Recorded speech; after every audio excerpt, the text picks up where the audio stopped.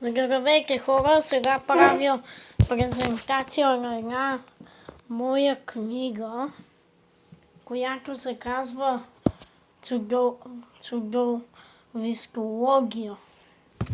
Но е готина. Ето това са кристали. Тук има една бележка за мен. Тук е паспорт на човека, който е правил книгата.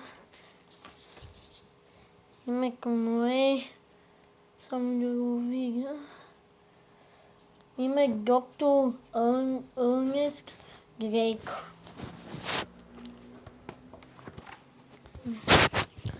Тук глава първа, преговор. Тук няма нищо. Легендарни зверове.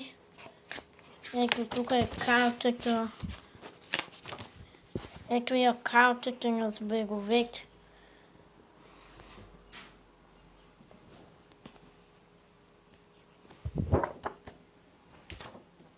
Тя е кратка книга. Ето за еднорог. Това е просто илюстрация.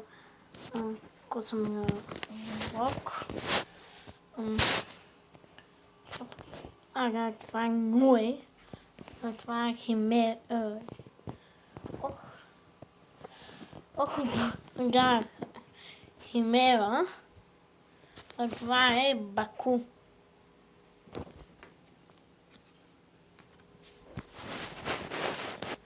Сега ще сме на земли. Ето го Йети. Това е бегемот. Ето едно дърво, това цялото е бегемот. А това е шестократ саламандър. И преминаваме на водни зверове. Първото водно зверовце е Бунип. Второто езерен змей или както се казва Неси. Това е Хидрус. Много скарано. Тук е албумче. Ето на Неси снимка. Ето я.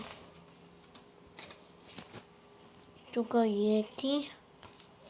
И някаква гигантска птица. И посредната снимка на еднорог, който се опитва да се скрие. Така. Ето тук са пак въздушни... Чакай бе. Сега са въздушни зверове. Това е грифон. Крилат кон. И хипогриф. Нещо свързано с кон. Това не знам какво е и... Това е орел според мен. Кон е орел. Това е... Ох, къде писа бе? Това е... Не знам. Това ли е базилиска? Так, това май е базилиска, а това е руф. Или го казах на обратно. Това е феникс. Ето прах от феникс. Не се вижда. Нека от се праха, когато са изгоряли феникс.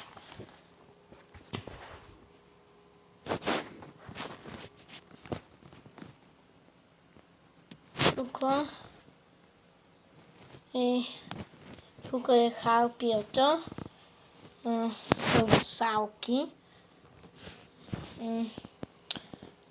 Това е мантикора. Това е свинс.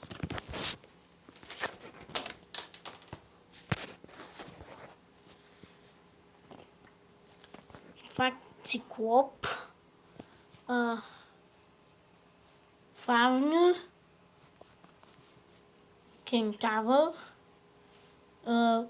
Горгона. Както знаете, който я погледне, така как да се...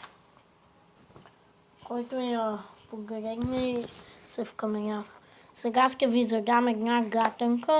Написете в коментарите какво смятате, че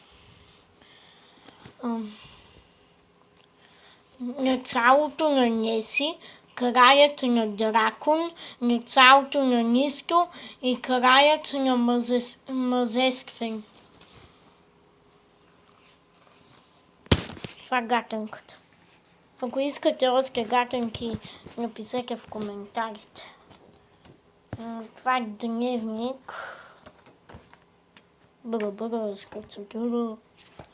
На кой му пука какво има в дневник. Това пак е писмо за мене. Това пък е танцът на зверовете. На чудовиската. Но скараница танц.